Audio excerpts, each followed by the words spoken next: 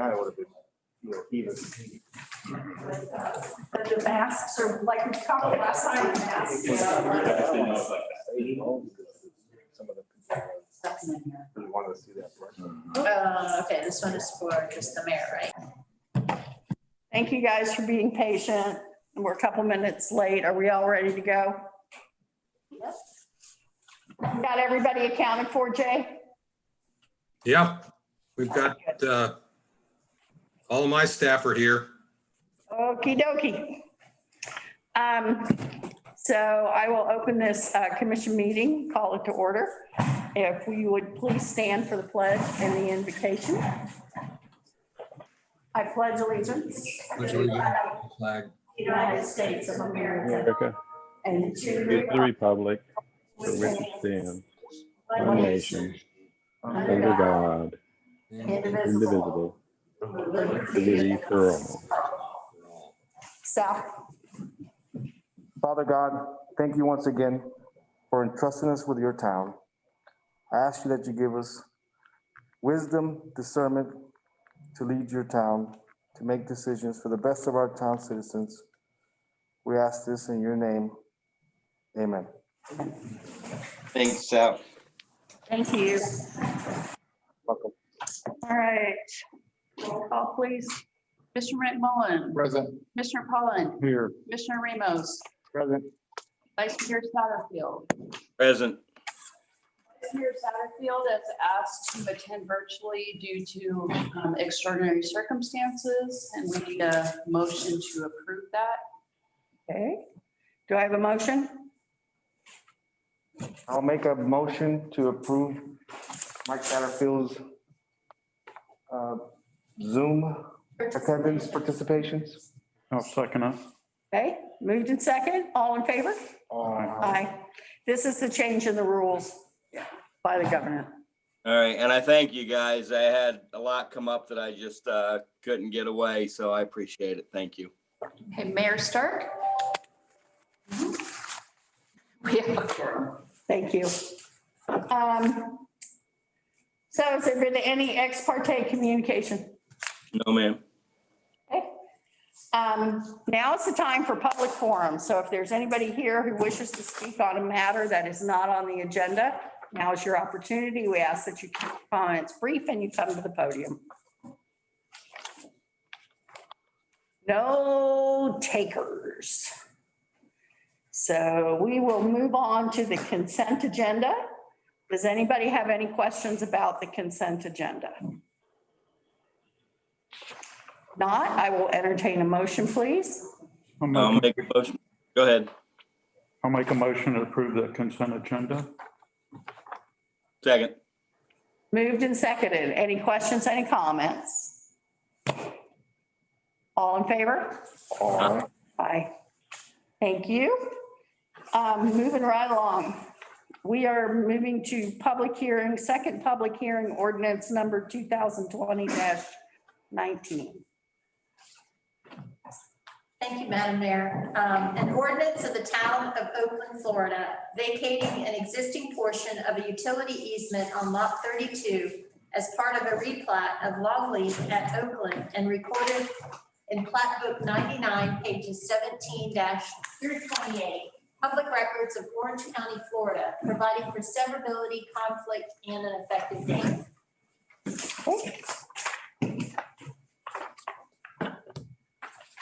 So this is a second reading of this ordinance. You've got the information in your packet as far as what's being vacated. If you have any questions, Jay can answer those for you.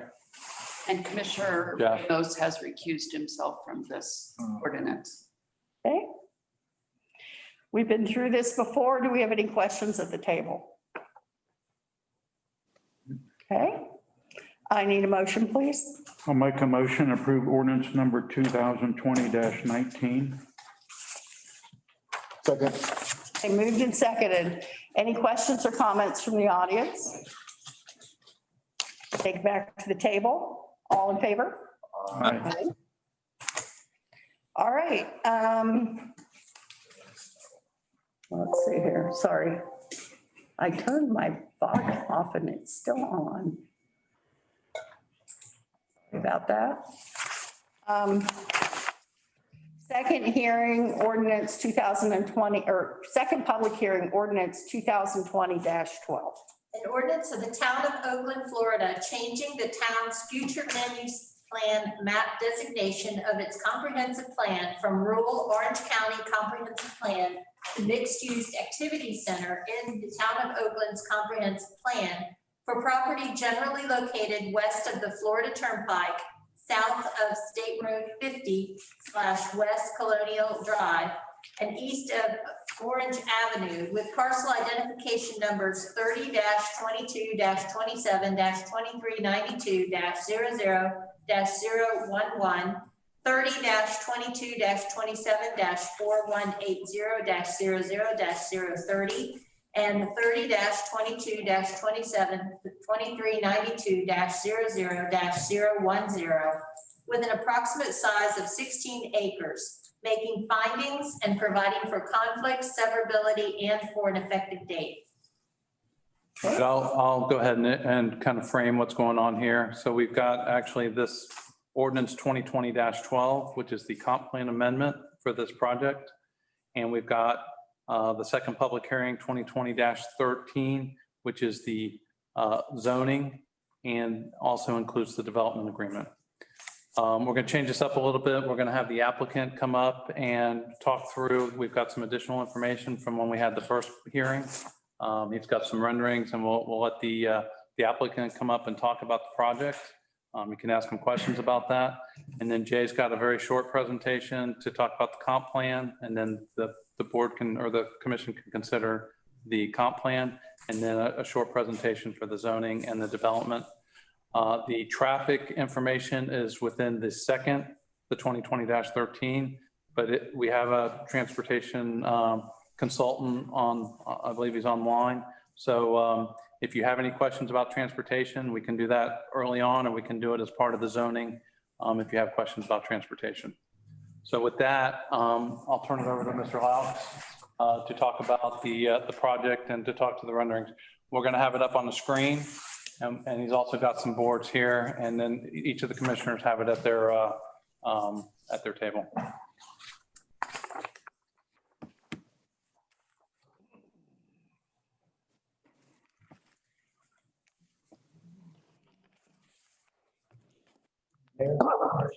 Pleasure to be back when I begin.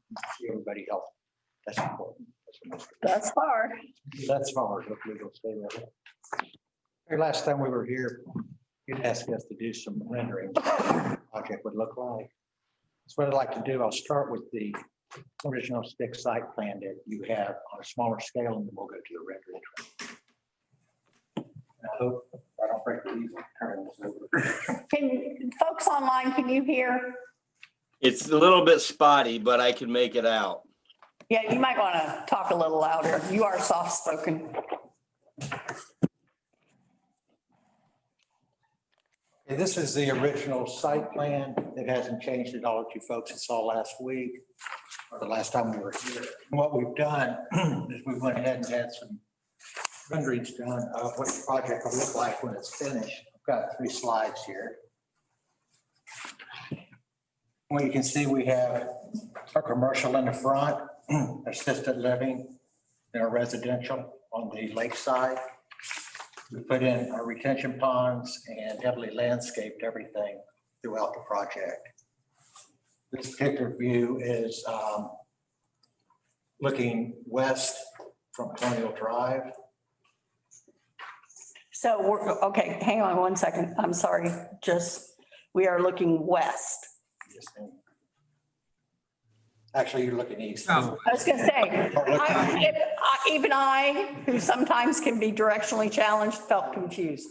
I was going to turn the iPad around. I'm thinking maybe I'm up. So I'm looking at it backwards. Okay, thank you. You're actually looking east. That makes more sense to me. Thank you.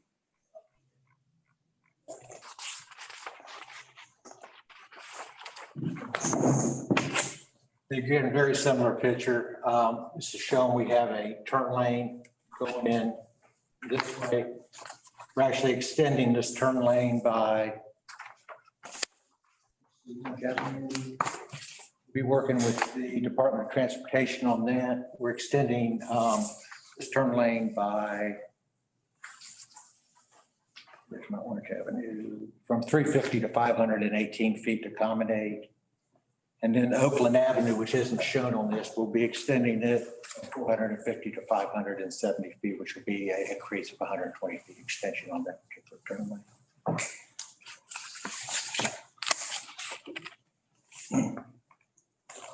And so is the wall coming down?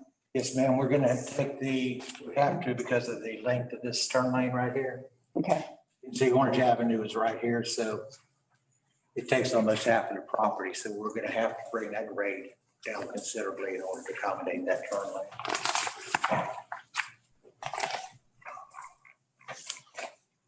And this shows a picture from the lakefront. We have Deer Island over on this side, the landscape, our residential across here, our assisted living facility, then our commercial in the front. We put quite a lot of landscape in to hide anything that would be offensive. With the residential being in the front of the property, it wouldn't take away from any of the appearance of the side of the lake. I think that was. And excuse me, where you have adjacent single family, is that Orange Avenue there? I'm trying to find out too. Oh, the first one.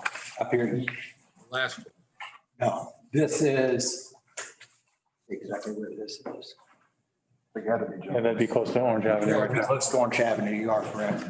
Okay, I want to make sure I had my bearings. Thank you. Okay, there's actually 2 homes or 3 homes back there already. Of course, we'll be improving Orange Avenue as it comes in to accommodate that. We've talked with both of the property owners. They're happy that it's going to be improving Orange Avenue. okay. More than happy at the renderings that I have. I think you folks have a copy of them also. I'll be more. Yes, we do. Answer any questions that you may have. That single family is a cul-de-sac at the end, right? It's not connected to Orange Avenue. Correct. Currently, it's a cul-de-sac with a grass median or grass. Is that the intent? Is that the intent to finish it off as a cul-de-sac?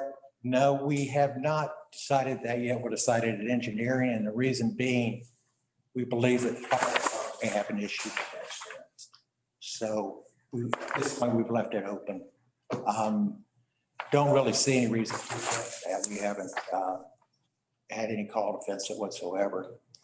We've also thought about go ahead and pave it directly through, but we're trying to discourage through traffic from there. But we do understand that the fire department will need that access to come through. I'm sorry, what did you say was the grass median where? It's between the cul-de-sac and Orange Avenue.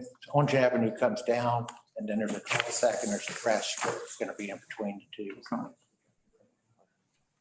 All right.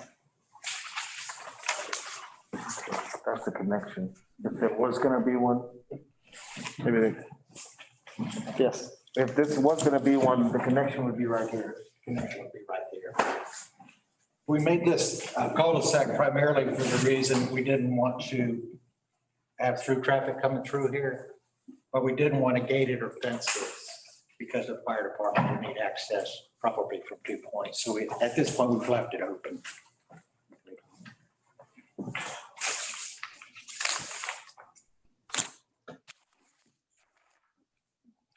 Okay, any other questions? No, Joseph? ma'am. Okay, I have a few thoughts, maybe questions. And maybe it's just a reiteration of what we talked about before. All of this is subject to design district standards, and that comes later. I think, Steve, you can answer this question for you. We went over and above the notification requirements. Yeah, and Jay's going to bring that up when we get to the comp plan. He's got a slide to show all the notification that went out for it. We're saving any substantial trees that we can. Absolutely. We're only replanting with natives. And there are no drive-throughs if there is a fast food type Your code. of establishment. Yeah, code doesn't allow drive-throughs. Okay, so those were my questions. So for the first reading, Nancy, tell me exactly what we are approving and why is it different than the second? Or, I mean, I'm sorry, It's the second reading. it's a second reading, but the ordinance 2020-12 versus 220-13. 220-13 is your rezoning. Okay, And the first one is your comp plan change. So all ordinances are requiring 2 public hearings. right. So we're doing the second public hearing on the first ordinance, and then I will read the title and we'll do the rezoning. Yeah, I'm just asking what's the difference in the two ordinances? Well, the first ordinance is changing your comprehensive plan, the future land use map of it. Okay, And the second ordinance will change your zoning map, the designation that's there. okay. So, So they're related in that the comprehensive plan has to change first so that the zoning is consistent with the comprehensive plan. okay. Yeah, I think what was throwing me off, Steve, is when I ask a question about notification. Yeah. Doesn't it pertain to both? Yeah. I just didn't understand why we're talking about it later. I'll mention that. I'll explain how we do that.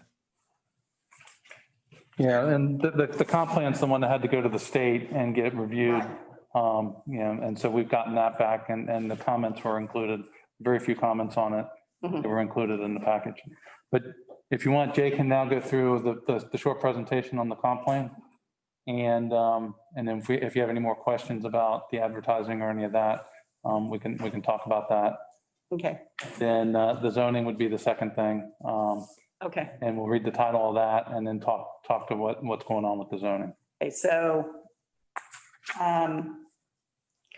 Jay's going to talk now before we put a motion on the table. Yes, let him just. Gotcha. All right, thank you. We don't always do this, but there's been enough time, 60 days in between. We're just going to go through. He's got a few slides to give you the particulars, and one of them is talking to the advertising, because I wanted to make sure that we spelled that out. Right, and, this is, part of this was a request for a better story to be told about what you're trying to accomplish here. So I'll let you guys take it from here. I'm sorry, No. I've been in the middle of it. Perfect. I wanted to make sure we got as much information out front as we could. So if, Jay, you want to bring up your presentation As long and as I go can through that. share, I'm going to hit it now and hope it comes through for you all. Would you allow me to share? I'm screen. That's good. You're up. I see it. Okay, here it is. Okay, so again, there are two things that are taking place here. And one is the comprehensive plan, future land use map. So that's a general designation. In this case, it's mixed use activity center. And then when you get down to the details of the actual uses, et cetera, that's in the zoning. Okay, so as you can see in this a general look there's a lot of different land uses out there, from industrial to commercial to different types of residential. And I'm gonna skip through that, 16 acres. So again, 2 steps. We've already done the annexation. It was done back in July. Future land use and rezoning were both held on September 9th. So this is actually going rather quickly because we got things off right immediately after your hearings in September. And so these advertisements are all talking about comprehensive plans and the rezoning. So everything that everybody got, from the newspaper ads to the property posting to the mailed notice to the HOAs and to the neighbors, had both items on it. It's not all required. There's really just some statutory requirements. But we have requirements in our zoning, and all of that was met, and then some, shall we say. Any questions? The only, I think it's more a statement than a question is when we send comprehensive plans off, we don't know how long it will take for them to come back. So That's more or less true, although the Department of Community or a Department of Economic Opportunity has statutory deadlines where they have to respond within a certain time, 30 days here, 30 days there, et cetera. but we didn't, we knew that this was not a quick process. Right. Okay. So basically you're going from rural to mixed use activity center, as I mentioned. Essentially, there weren't any agency comments. And once assuming that you adopt this comprehensive plan amendment, it actually goes back to the Department of Economic Opportunity. So we send it all back as adopted, and they will eventually send us a letter, which I'm sure will say in compliance, okay. Because we haven't changed anything. And you see the site down here in the lower left where it is in relationship to the rest of the town. It's right on the town's boundary there. And you can see it a little better. So the policies that go with this are mixed use development, basically everything along State Road 50, West Colonial Drive would be designated some type of mixed use activity center. And we have policies in there about walkable communities, et cetera. You all changed the density, lowered it down to 25 dwelling units per acre maximum. And it does allow group homes, assisted living facilities, and similar types of residential development. So we made findings and conclusions that this proposal is consistent with the comprehensive plan. It has concurrency with transportation and water, sewer, central thereof. Planning and zoning approved it in August, and you approved it in September. So the recommendation is to approve this on second reading, ordinance number 2020-12 for the Johns Lake Point Comprehensive Plan, designating these 16 acres as mixed use activity center. And if you do that, it'll be transmitted to the Florida Department of Economic Opportunity forthwith.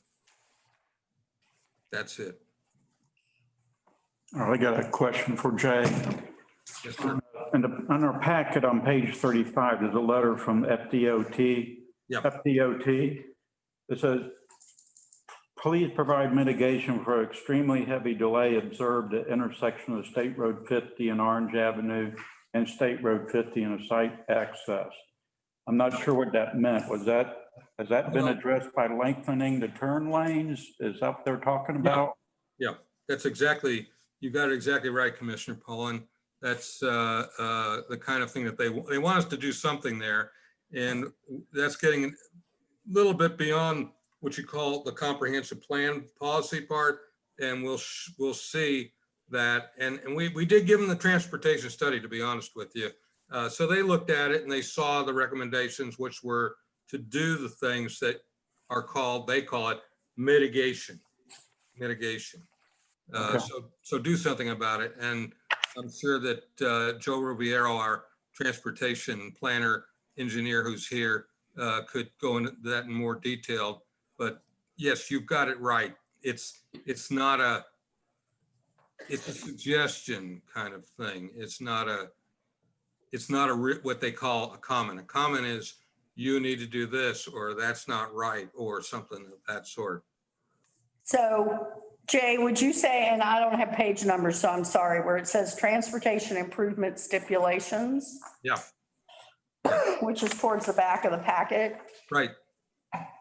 Rick, that tells you what how they're trying to mitigate, if you look at the packet. That's exactly right, Mayor. I will go into those items and we can delve into them. The applicant has basically done everything that has been recommended, suggested by our consultants, and they put it on the plan. So the way you're going to see it has those mitigation elements, those longer turn lanes, and I'll explain that a little bit more when we get. That's under the rezoning, correct? That's under the rezone. Gotcha. Because usually the comprehensive plan doesn't look at intersections. It's looking more on the roadways and not the intersections.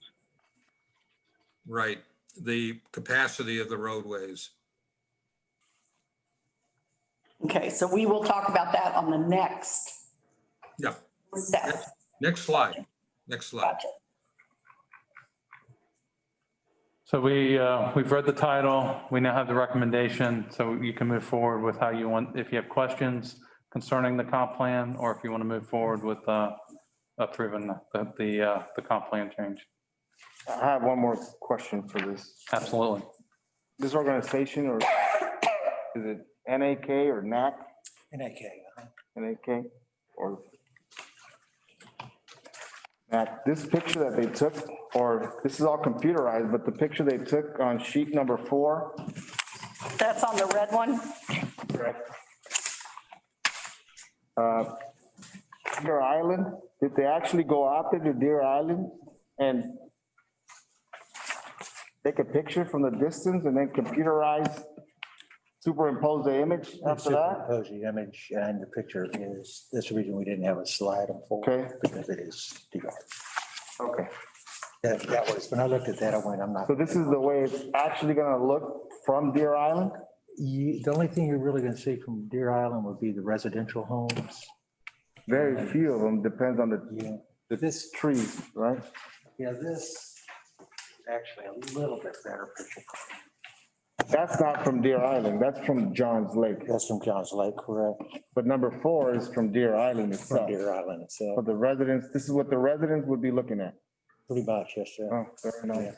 And that's the reason we did the residential side. We felt it was wise we didn't want to take anything away from their view. I'm really impressed with this NAK. They are, right now, we went through several renditions of the renderings and They really have a knack for design. So all those trees are going to actually be there. yes, sir. That was one of the problems. It's, there's a lot of sites coming in. And we're required to stay so far back from shoreline. That wouldn't be removed separate trees and to add more, of course. The biggest thing was not to be intrusive.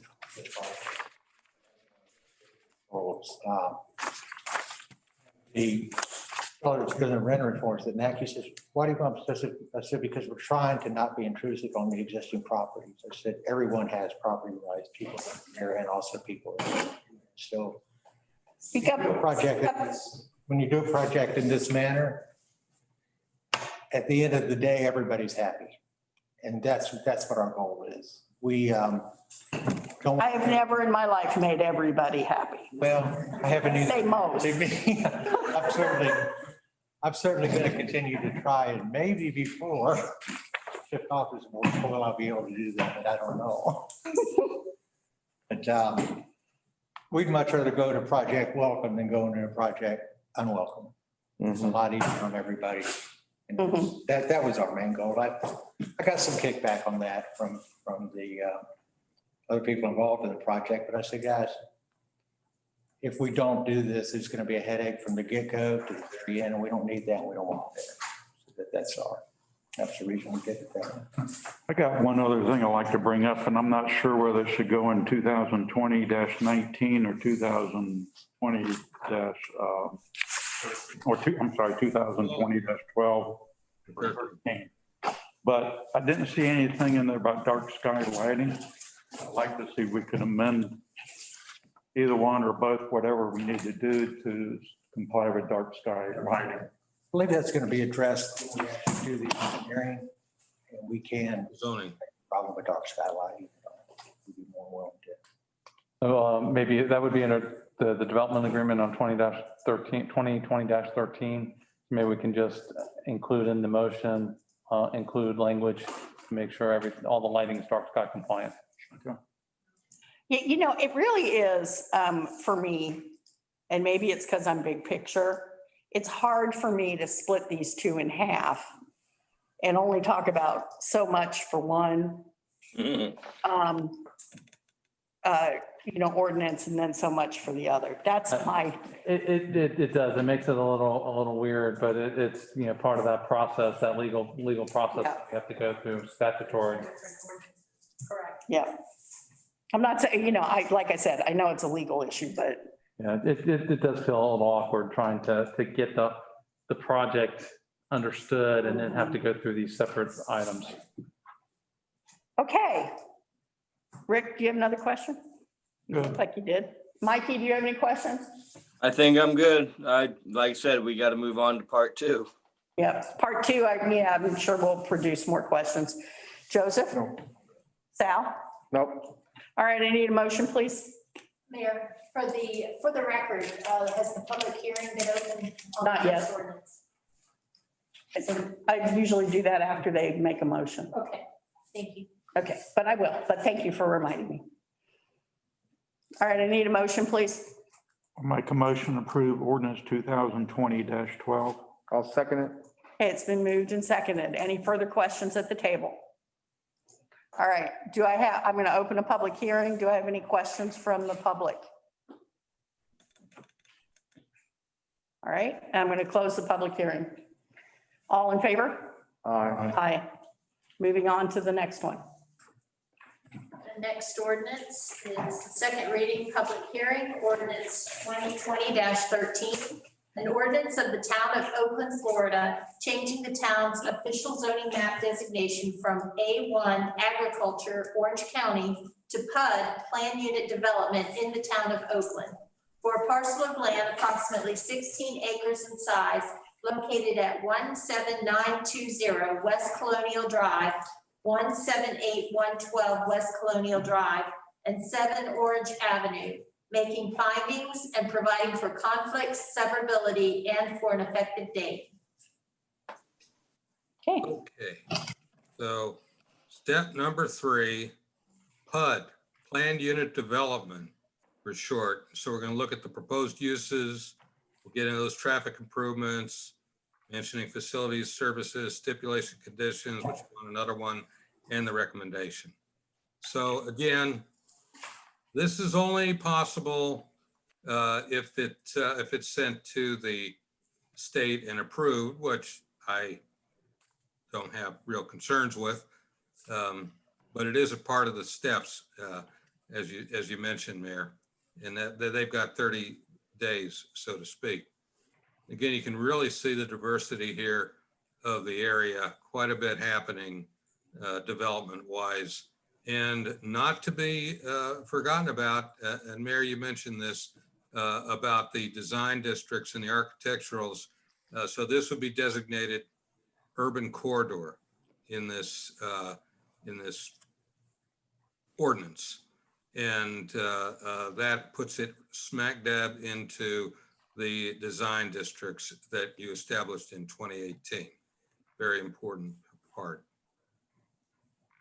And now we get down a little bit to the details, and you see 6,000 square feet of sit-down restaurant, 3,500 square foot fast food, 5,000 square foot walk-in bank, 20,000 square feet of retail space, a 195 bed assisted or independent living facility, and 8 single-family dwellings along the lake that you can see there. So let's look a little bit deeper here, especially at that transportation. Now you can see here, I'm pointing at the westbound turn lane that will be extended, that will make a left turn onto Orange Avenue, as well as a 340-foot turn lane into the main project entry. So if you go out there, you realize there's a very substantial FDOT bridge structure there that really isn't going anyplace. So there's no way to really make that any different. That And is, Jay, you're talking right there at Orange Avenue, that structure, correct? that is exactly right. Orange Avenue, Vice Mayor. And so our transportation planner suggested that we give a little more a little more footage here, so somebody can come down who's traveling east. We'll have a little bit sooner opportunity to make a right in here into this project. And I think that's a very good compromise given the situation that we have here. Are there any questions about that? Okay, I guess it's just make sure that I've got it right. So a main entranceway won't be at Orange Avenue because that was our problem before. Correct. So we're just going to extend it on the one further more to the east, and that solves the problem so that really only Orange Avenue would be used theoretically by those folks that live in the residential there.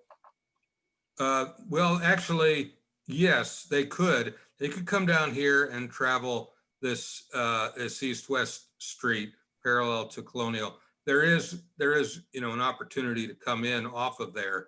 And you actually see quite a few curb cuts on 50 in this immediate area that don't have any, they don't have any turning lanes. Thank you. So this is not unusual. It is planned in this way. And of course, that's going to be a standard street, Orange Avenue, and you'll have a standard street going into the project and into what'll be down below that, the ALF / ILF. Right. So. And Orange Avenue will be redeveloped a little bit to make it a little better since we have a little more traffic, correct? Yeah, it's not a standard, what I would call a standard street at this point. And so it'll have to be re-engineered. Okay. And it will also provide access for the fire, second access to the project for fire. Okay, got it. Thank you.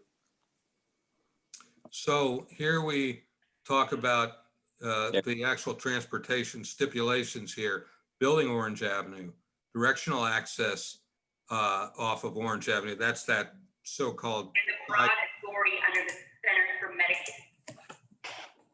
I'm sorry, I think somebody That's said. okay. We had momentary conversation. It's all gone. All right. So building an auxiliary eastbound lane, that's that going into the main entrance there, the main project entrance. We saw that increasing, and the applicant mentioned the westbound turn lane from 50 at Orange, or yeah, that's the directional driveway. Yeah, that's the directional westbound, right? That's the one that we saw also. And what I was trying to get at was the eastbound, number 5 there, eastbound, when you're going 50 at Oakland Avenue and Deer Isle Drive, that's increasing by 120 feet. So those are all the transportation mitigation issues, if you will. And they're significant, I think, for this project. Not quite as much as we saw in the past, but if you recall that. But also our little wish list here, there are going to be people going back and forth, commercial. And when I'm out there, I don't know about y'all, but you can see pedestrians over there, and you can see them crossing. They're crossing 50. they're crossing 50 back and forth. And we could really use some help out there. And I think this is a reasonable ask for this project of $50,000 for enhancing the bicycle pedestrian crossing of that area. So that's all of the transportation related stipulations, the development agreement. And are there any questions on the transportation? If not, I'll just reiterate on that all of those specific land uses and those specific square footages and number of beds, et cetera, are in the development agreement. The 6 transportation improvements, the utilities, all funded by the applicant. And we all know where the town has the water and the town has the sewer via the town of Claremont impact fees, most up to date. And the architectural standards will have to go through the actual buildings will have to go through ARB, P&Z, and ultimately to you all as the town commission. So the recommendation is to approve ordinance number 2013 in this version, which is exactly the same as you last saw it in September, with that land use concept, with the urban corridor design district designation, the development agreement with all those items in there. And of course, it is conditioned upon the comprehensive plan, which you just adopted.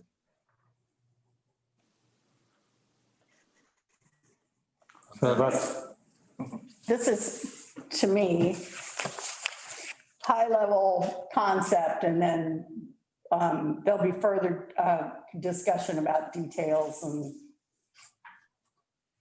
as the plan goes along architecturally. Right. There's going to be so Jay showed up on the very early in the presentation. There were 5 steps. So you've got to go through site plan and engineering, and then there's the design district and the design on the individual lots. So there are the plat and the site plan and design. So there are other steps to this that, including that design part of this. As each of those individual things are being developed, they'll have to come through with the design. Well, I don't, it may be a dumb question, but I know that all these steps that are coming, ARB makes sense. What would P and Z be site involved in if there's already everything set here as in bank, commercial, ALF? Now, that's a good question, Commissioner Ramus. And some communities go through this kind of step by step. Some don't. They don't do it in Orange County, for example. They don't take every site plan to the county commissioners. If it complies, okay, fine. I mean, they're gonna have to take plats there. Everybody gets to see plats. You got to do that. It's really a policy question. And because we have these design districts, most of that is architectural. So they go to the Parents Review Board, and the Planning and Zoning Board has been doing site plans forever, is my understanding of it. And so that goes to them with a recommendation from the ARB. And then final approval comes to the town commission. And I think, but we have the luxury of being small enough to be able to have a little more control and input into these things. Is that kind of your question? Well, yeah, pretty much. You answered it. Yeah, generally we ARB and P&Z will see these items as they go through. That's generally how we've been running things, and we'll continue to do that unless the commission wants to do something differently. Good. Thank you. Rick, do you have any questions? Joseph? Now this, I know, I think we all just kind of be cautious. You are not kidding. Yeah, making, Mikey? we don't make no Yeah, mistakes. I think the only thing I have is just make sure, I guess, and maybe for our traffic engineer that we are buttoned up there at that Orange Avenue, because I do have a concern there that we cannot make that turn lane get any longer because of that structure, and now we're making it a little bit longer. Are we absolutely sure that we're not going to bottle up there? Mr. Roviero, I'll ask you to say anything you might.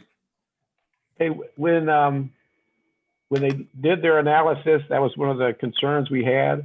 And that was one of the things that we had them address was and that's one reason why we're looking at the extension of that left turn lane. It's to allow some additional stacking in there. And then because of the structure, that's why we stress doing the right turn lane at their entrance and having an extended length there. So, we're kind of downplaying that Orange Avenue as their main entrance and focusing in on the right in, right out as their main entrance. So that, what they're proposing addresses the concerns that the state has and that we had. Okay. I just want that warm and fuzzy feeling myself, because that was a real big point. Yeah. Well, that's a key issue on this. Yes. This development is how do you get in and out? Always has been. It's not, it's what it is. Okay. Okay, so let me potentially open a can of worms, just because the way I remember it, the last time we were looking at something on this piece of property, they were saying they couldn't do these kinds of transportation improvements. That's why I'm asking, Mayor. And so now I'm confused as to now why we can. No, I think that the main concern, the main one was the Orange Avenue, the right in at Orange Avenue. Right. Transportation plan called for that, and it's impossible to do because of the bridge. So Yeah, Jay, can you pull up your map? With that, but that was the main topic of conversation, was having a right turn lane into Orange Avenue. Mhm. And it was in the report and it showed it on their plan, but it's not something that was ever going to get done. So this addresses it differently in a much more palatable manner. It looks a lot better to me. Yeah, that's Yeah. It does look better, but my question is, you're still extending that Orange Avenue turn lane, you said, by a little bit, which as I thought my memory thought was that it couldn't be extended at all when we were looking at it before. Well, I'm not sure. Initially what we were talking about was an additional right turn on 50 west of Orange Avenue. That's the one that ran into the problem with the bridge structure. They can widen and extend the left turn lane, the westbound left turn lane in the median there along 50. So that provides some additional storage for cars that want to make a U-turn or turn onto Orange Avenue. It was more the people coming from the west that wanted to turn on Orange Avenue. Yes. We didn't have, they could put it in. It's just that it's ridiculously expensive. You'd have to tear out that bridge. I mean, Understood. and I think they had, I think, moved some power poles too. I mean, it was just unfeasible. Where the other one, they didn't like to do that. I mean, they never want to put turn lanes in, but at least that's something they can do. And we asked it, and we stressed that they should do it. Okay. Right, well, that answers that. For me, anyway. Yep. Yeah, I got it. And then we also did the additional one at State Road 50 and Oakland, is that they extended that eastbound left turn lane to anyone that coming out would have to make a U-turn. So that, he shows it over there. They extended that left turn lane also. Okay. Thank you. Joseph, do you have any questions? No question. I'm good. All right, so do we have any other questions at the table? No, ma'am.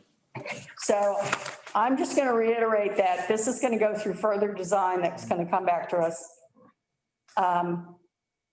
We did extensive notification beyond what we were legally required to do. We'll save any significant trees. We will plant natives, and there will be no drive-throughs. I don't want anybody to be confused. Well, I could add, I think Commissioner Pollan mentioned, Light, Yeah, we're going to make an amendment under, Oh, night. We're going to include in the amendment, include an amendment to the development agreement to include dark sky, dark plant lighting. Okay. All right, so no more questions at the table. I will open a public hearing after I get the motion. I will entertain a motion. all right, I'll make the motion to approve ordinance 2020-13. No, I'm not sure in the wording, do I say contingent, including an amendment for dark sky lighting? second it. Okay, it's been moved and seconded. I'm going to open a public hearing. Do I have any questions or comments from the public? Okay, Shane. Hey, guys. Shane Taylor. And How are you guys? I think everybody here knows it, but Shane is the chair of our P&Z board. So great project, I think. This is going to be a wonderful project for what we're doing. So one thing I wanted to mention was the assisted living, independent living facility. I think I'd like to make the recommendation that you have 195 beds, but I think you should go further deep in that where you should stipulate how many beds are going to be assisted living and how many beds will be independent. Because an independent living facility is a 55 plus community. So you theoretically could have a 195 unit apartment building. Okay, So that's a good point. I think what you should look at is saying 100 will be assisted living and 95 will be independent living. Mm. Just for thinking out loud. That's a very, very good point. Other than that, I think this is a wonderful addition here. Thank you. Thank you. All right, do we want to, what do we think about that? That's, Good to idea. me, a very good point. Very good idea. Very good. What numbers? should So it- when do we go? I think you should ask leave it to the developer, the operator to say, we're going to have them. Have them come back to us I can because tell you that we're going to need, I don't have a clue as to how I would divide that up properly. So would we amend this motion contingent upon them coming back with numbers that we approve? Or was Yeah. that something? do I have- That's what I would think. It's a very, very good question. And to be honest, the vision that we have is probably a 50-50 on this. That was the hope of what we were hoping to do. That would probably be very close to the number we come back with. Okay, well,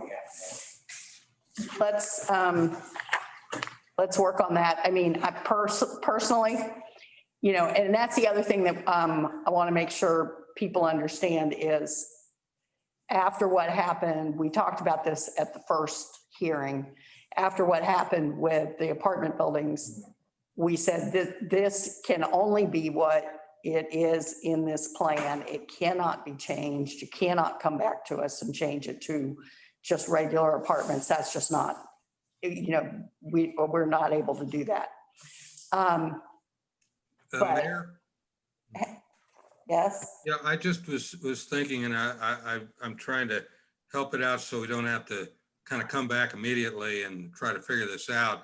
But as you know, if you put that into your development agreement, they could come back without a real big fuss to change it a few units here, a few units there. So it'd be subject to the confirmation if you wanted to say 100 of this and 95 of that or what have you, and leave it at that for the moment, but they'd have to come back to change it if they decided for some reason.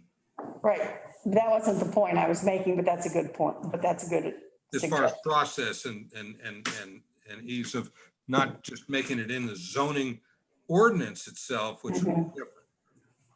I personally would like to see more assisted living than I would independent. Is that what it's called Mhm. personally? Like 5145 or something? They're going to have to come back and tell us what they can do. And I agree. I would lean more towards the assisted, Mayor. Mayor, council members, my name is Dan O'Keefe with Schutz and Bowen here with the applicant.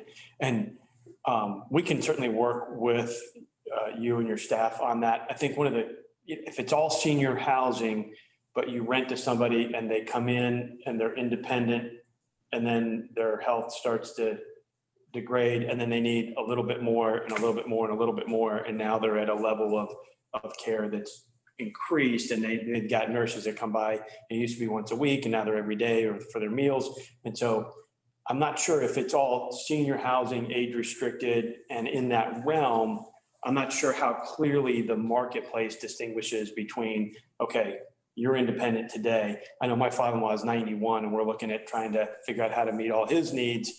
And even within the last 3 weeks, probably he's gone from where he probably would have been classified as independent living to now he needs somebody there to help him go to the restroom. And so it's so much more intense. So I'm not sure how exactly we would police that or monitor that or categorize it. But if it's all senior housing and there's different levels, a spectrum of care, I'm not sure if as long as it's all really senior housing, if we're maybe making a distinction, I'm not sure what we're accomplishing by making that distinction of. What we're accomplishing is we are very skittish about apartments. Yeah. And what we're accomplishing is that we don't have people, even if they're 55 and older, they're living in an apartment. That's what we're accomplishing. Senior housing. Truly senior, because part of that is, that's less people coming and going. Oh, absolutely. Yeah, I was thinking the senior person that's, in their 80s or 90s and whether they're considered independent or fully assisted, you rent them a. Right, but if I went over there and I'm way past 55, I'm renting an apartment. Right. Technically. Yeah. And that's not what. Apartment. Pardon? But if senior so apartment. if you. Maybe I'll get a discount. Yeah.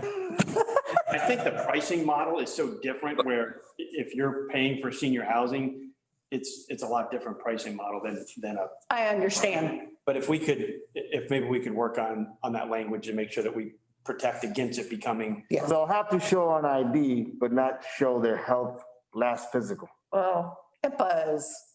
Our project isn't necessarily looking at a 55 and over type community at all. When we say independent living, we're meaning someone that is fully capable of living independently without round-the-clock nursing care. But someone that does need assistance with. Right, but I think we need a little more detail fleshed out on that. So how can we? Living, they're still driving normally. Independent living, they're driving And define this continuum of care that you're talking about and be able to not just have a 55 and up apartment complex. So. I don't know if we could throw out a percentage. Come back to us, please. I don't want you to throw something out right now. Okay. I really don't. I don't know the answer, so we'll go work on it and figure out how we get that comfort, because that's certainly, we're not trying to do what you guys are fearing, so we can figure out how we make sure that that's it. Right. Very Okay. And that's the best we can rate at this point is ask of you is, where our druthers are and try to word something that we can move away from that. Okay. So we need to amend the motion, All right, correct? I'll make Yes. I'm going to amend my motion to include approval of a proposal from the applicant of the assisted living versus independent living number. Further detail, And for the what? further detail. For further detail. I think a ratio, I heard that. That's a good, Ratio or a breakdown, division, some language to that effect that clearly captures not necessarily the number, mhm. but the concept of what has been discussed. Okay. Okay. You want me Are we good? So there's two amendments pending then to the draft that's in your packet. The Correct. first is for the lighting and the second is for the allocation of assisted living and independent living. Right, Ratio. some type of allocation or ratio. So how does this work? Do they approve that with those two amendments and they come back to clarify the development agreement, or do we? I think we should put some language in the current draft in accordance with the motion with the two changes that would say there would be some type of allocation. If you want to put a number in now, just for working purposes, you can do that and then come back and refine it, or just say that there will be some type of allocation. I would prefer that myself. I'm afraid to put a number on it right now. Yeah, I don't want to put a number on it. Okay, so there will be some type of allocation to show the intent that this is not apartment dwelling, something to that effect. So there'd be an allocation that would be subject to the town commission's approval at such time as the plans are at that stage of development. Yes. Sure. Jay, would that be at the site plan stuff? It could be. It could be anywhere along that they might want to come in and say, okay, here's what we want to do. We've got assisted living this and independent living that. I mean, my mother-in-law was in. I believe capturing the intent. They're very separate. Those two are very separate. They're not as, I mean, they're very defined in the world of senior housing. It's not 55 and up, believe me. Well, It's a whole different deal. I think bottom line, it needs to be a point certain that they come back with that allocation. So is it that site plan? We can do that, but capturing at this stage, capturing the intent of what the town commission is approving, I think would be important. And then do you want to put a time frame? Either a time frame or prior to site plan approval, Prior to site plan approval, I think might work. they have to provide the allocation of assisted living versus independent living. Yeah. Up Based to on up to industry 195. standards for that type of housing. Is the applicant okay with that?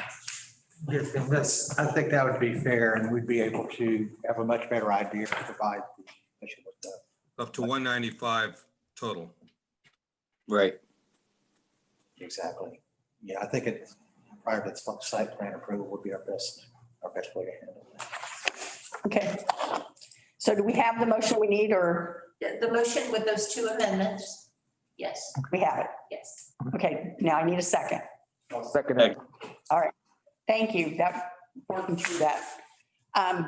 So I'm going to open the public I opened the public hearing, so it kind of got, I guess it's still open then, correct? Okay, the public hearing is still open. Is there anyone else who would like to make any comments? Okay, I'm going to close the public hearing. Back to the table. If we don't have any further discussion, I need a vote. All in favor? Aye. Mikey? Okay, gotcha. All right, we are to town manager report.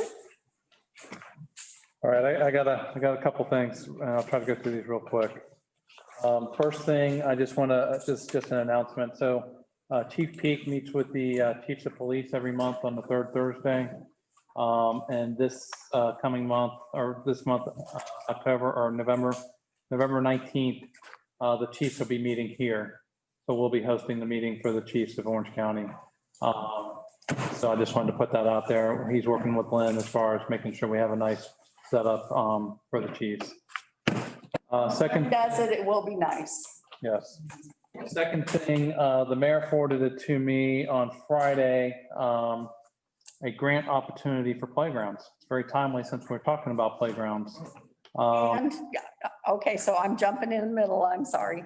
I just want to give a shout out. Val Demings came here. We drove her all around town, told her everything we were working on. And ever since then, one of her aides When something comes up that he sees, he sends it to us, and that is where this came from.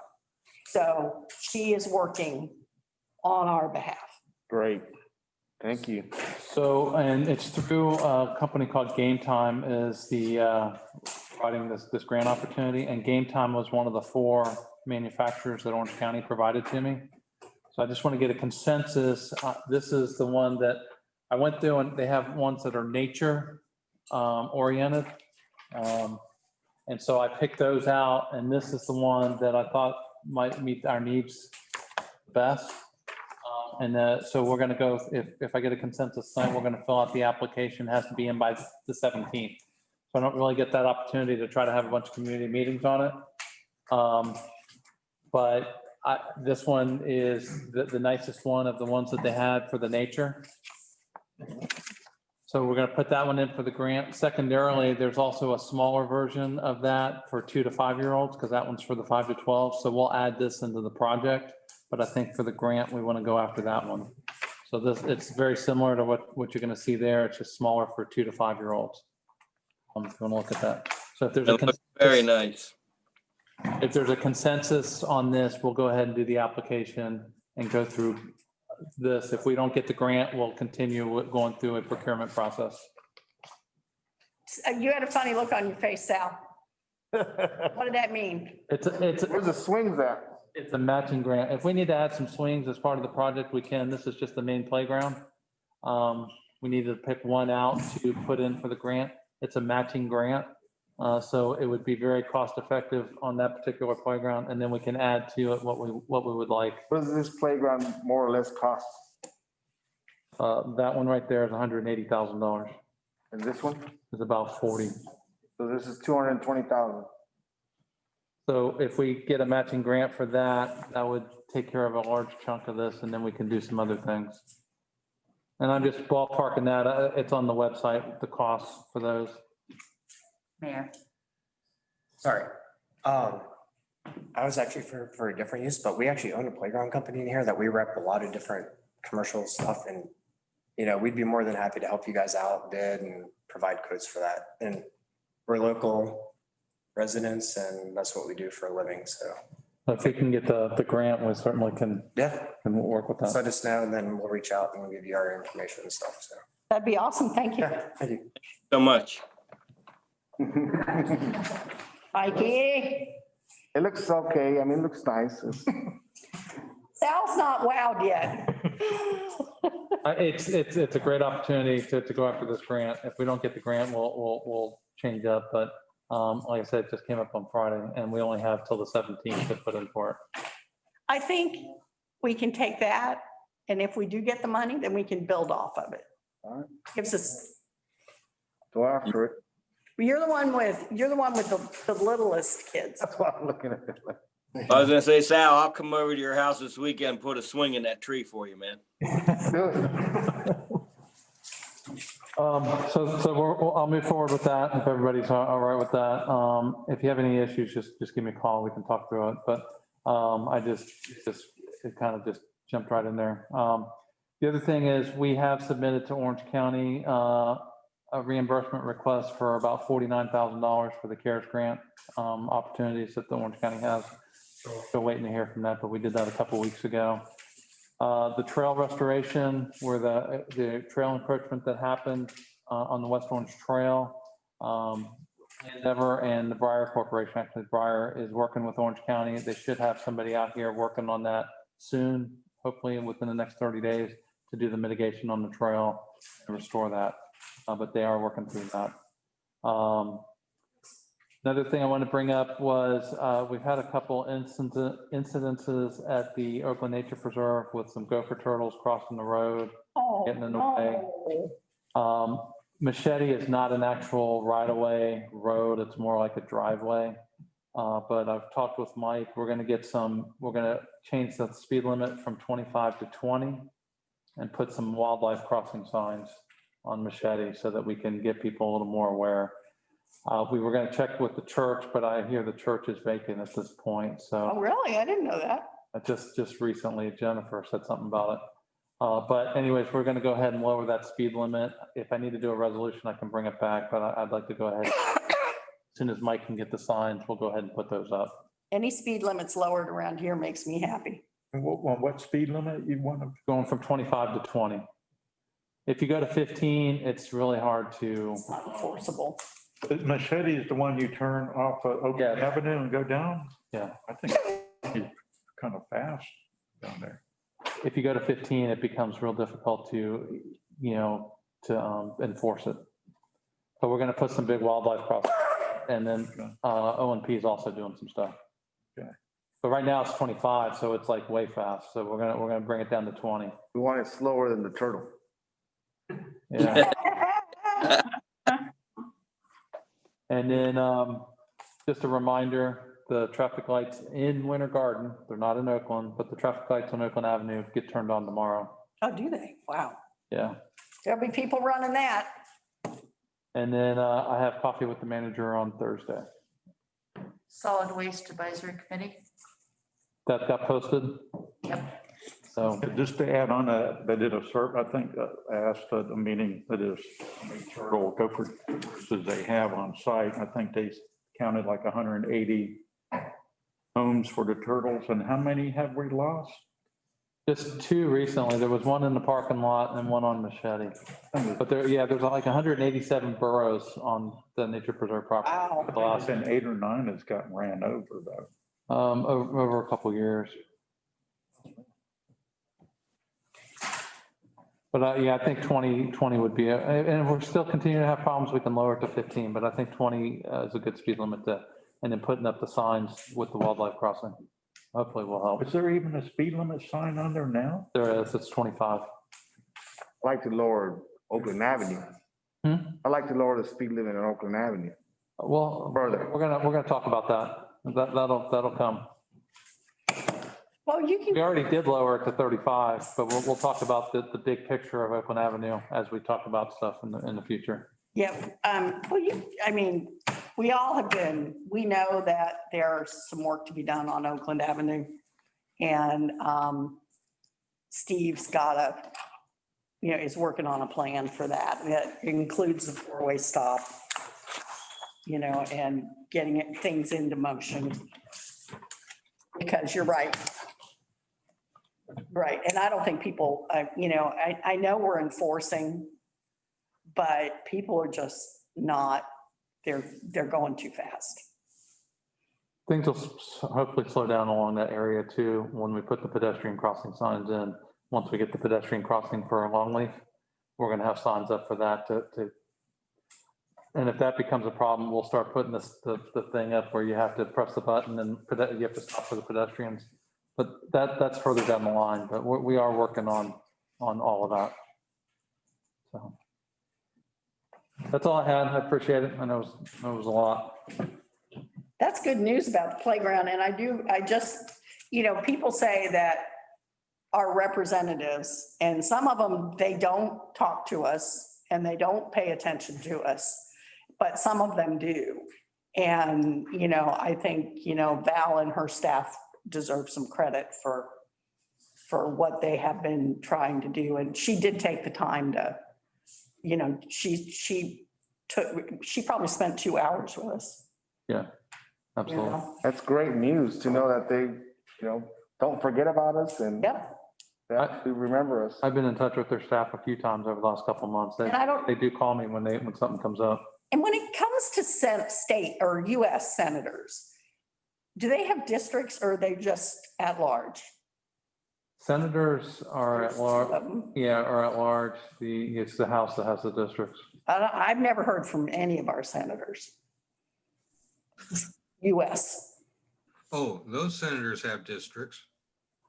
US senators? Not US, no. No, I know state senators do. I know who our state senator is. We see him. Yeah, you'll see them around at certain meetings. Yeah, we see him. But, I haven't seen Rubio, but I've seen his staff at different meetings, but yeah, no really real connection. Yeah, Bill Nelson, when he was our US senator, he used to come, remember, and have meetings and town hall meetings right here. Winter Garden, yeah. And Dan Webster was very responsive Yeah. Yes. when he was our district State, yeah. congressman. Yeah. Very responsive. So they need to get credit because, people get picked on a lot lately, or, just picked on, period. I know in the past, did she bring up they had a grant out there for hiring or paying for those people to run like museums? And that was, Yeah, hadn't got to the point where we could actually start delving into that until okay. now. But yeah, I remember getting some information about it. She mentioned that when we Yep. were doing it. Yeah. All right, so how about we start with Mr. Telecommuter? I think, I guess really happy Thanksgiving, everyone. If we don't see each other before then, everyone have a really safe holiday. And remember, just 2 weeks after, Santa Claus will be coming to visit the town. Yes. So that's really all I have. Just everyone have a really nice holiday. Everybody deserves it. Sal. Happy Thanksgiving. Thank you for reminding us, Mike. And we're not gonna have a Thanksgiving dinner, but we're gonna send out any gift cards to the police station. We usually do that at Christmas. So we don't do nothing in lieu of We haven't Thanksgiving. really done anything with Thanksgiving as far as. We do something in lieu of Thanksgiving?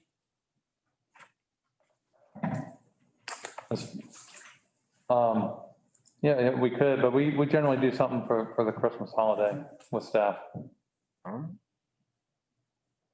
That's all. I'm good. Happy Thanksgiving. That's a matter of opinion, but okay.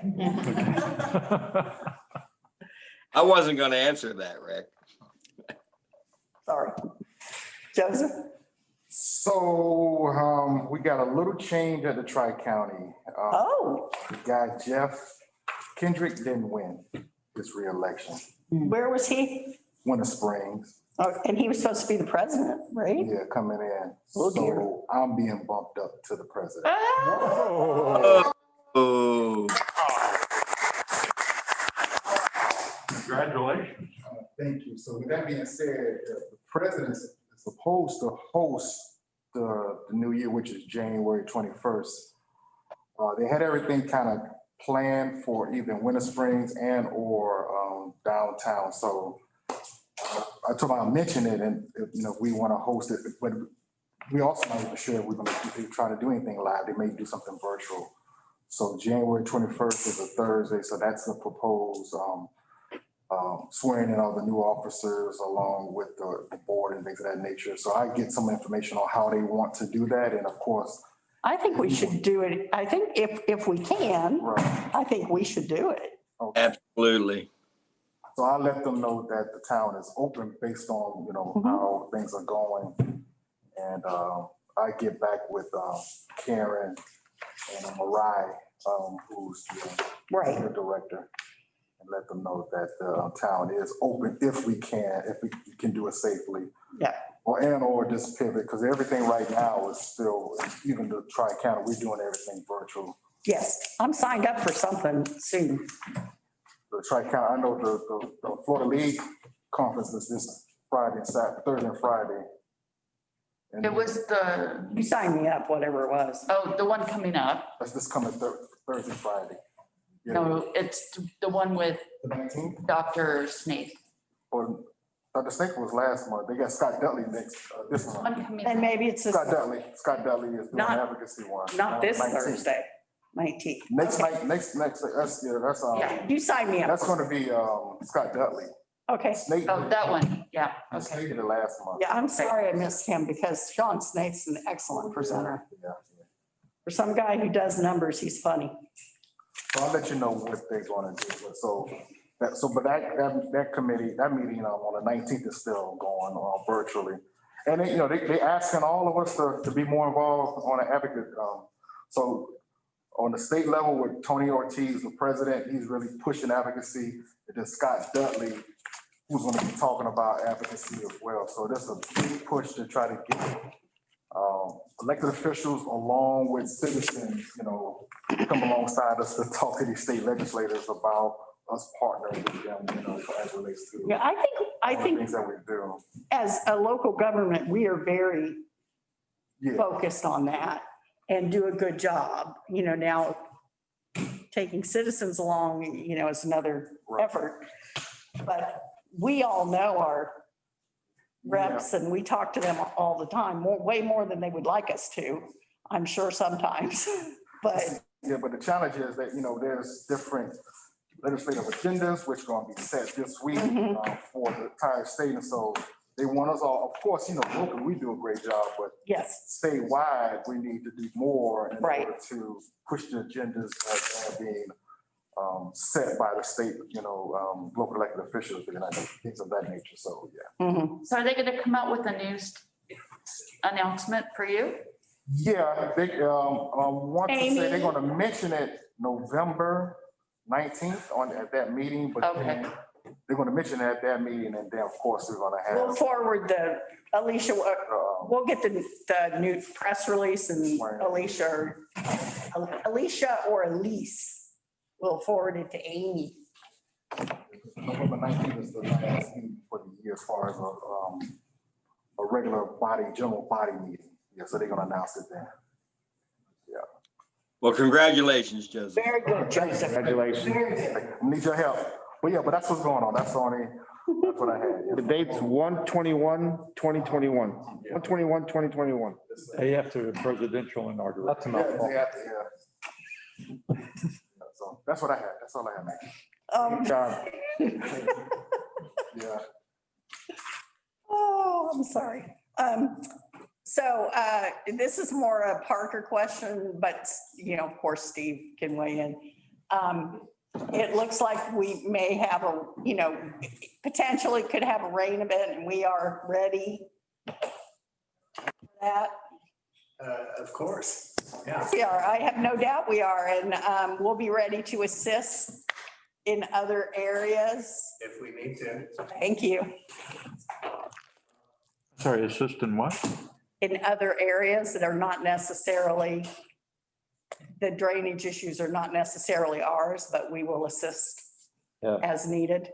Yes, we'll kind of take care of that. It looks like it's bouncing out to the Gulf there, but I think As that storm keeps moving. The arms, even though. Yeah, hands. Bring a lot of rain. Yep. Watching it very closely. Oh, you have something? Okay. Mayor, I know this is irregular. I just wanted to, let me get an opportunity before you guys move on. I just wanted to thank the commission. I wanted to thank the staff, and Oakland Capital Group looks very forward to work with you folks over the course of the next year in order to do this project. And I wanted to personally thank you in public. Okay, well, thank you. Thank you very much. I don't see everybody before the holidays. Have a great holiday. And- Mikey? Nope, I'm good now. Oh, I thought you were saying something. No, I just told him, thank you, same deal, the holidays. Okay. Thank you. That didn't come, all of that didn't get out. Okay. All right. Thanks. So do we have anything else we want to talk about? Happy Thanksgiving to everyone. Yes. Happy Thanksgiving, everyone. Such an unusual year. Yeah. Joseph, you're up. All right, if all hearts and minds satisfied, let's adjourn. It is 8:25 p.m.